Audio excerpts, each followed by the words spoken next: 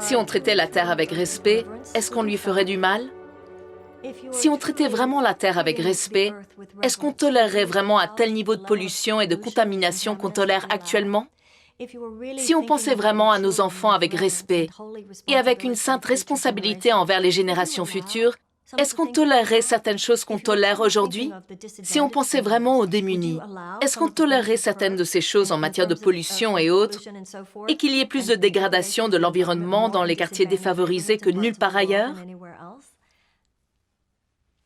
Si notre but est le bénéfice économique à court terme, dicté par des forces internationales colossales, alors bien sûr qu'on ne fait pas passer l'amour en premier. Et c'est une chose qu'on sait. C'est ça, la vertu dans une vie individuelle. Donc maintenant, l'éveil personnel ne suffit pas, parce que les nations et les groupes ont un karma. Tout ce karma est une cause et un effet. Donc, si la société tout entière tolère, parce qu'on est des idolâtres, des prostituées, tout ce que vous voudrez, et nous sommes si disposés à permettre aux forces économiques de l'emporter plutôt que les vrais principes humanitaires, l'amour de la terre, de son prochain, de nos enfants, alors on se retrouve avec ce qu'on a aujourd'hui. L'amour qui sauvera le monde est celui qui inclut l'amour des enfants de l'autre bout de la ville et l'amour des enfants de l'autre bout de la terre. On vit aussi à une époque où, s'il y a un problème public, ça finira chez vous. Et là, vous pensez, je ne veux pas me mêler de politique, parce que c'est toxique. Eh bien, bonne chance avec ce jus vert, parce qu'il contient des OGM, ou un autre produit chimique.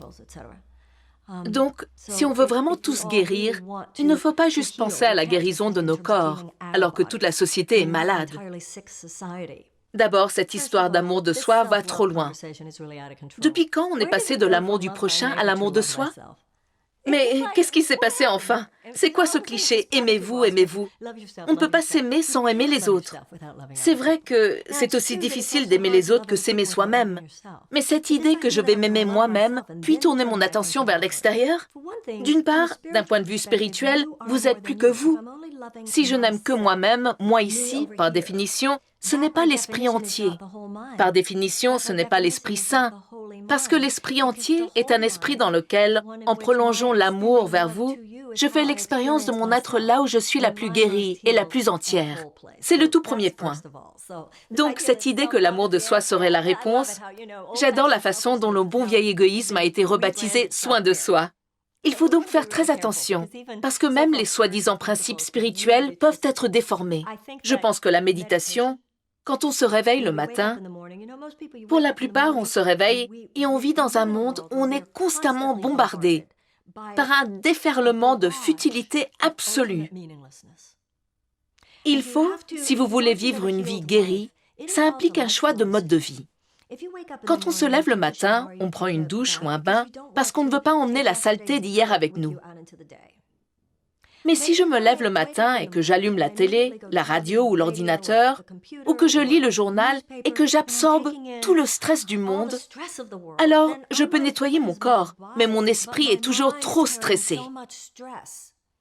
Donc c'est pour ça que méditer le matin est aussi important que de prendre un bain, purifier son esprit, purifier sa conscience, abandonner sa rancune, abandonner ses reproches, chaque pensée qu'on a eue.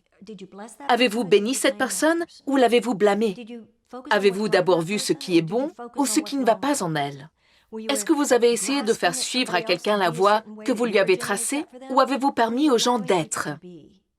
Avez-vous été obsédé par l'avenir ou le passé que vous avez oublié le présent parce que ce sont ces pensées qui sont malades? Elles nous ont amenés à devenir une culture à laquelle on ne se sent pas lié. On devient une culture de transaction et pas de relation.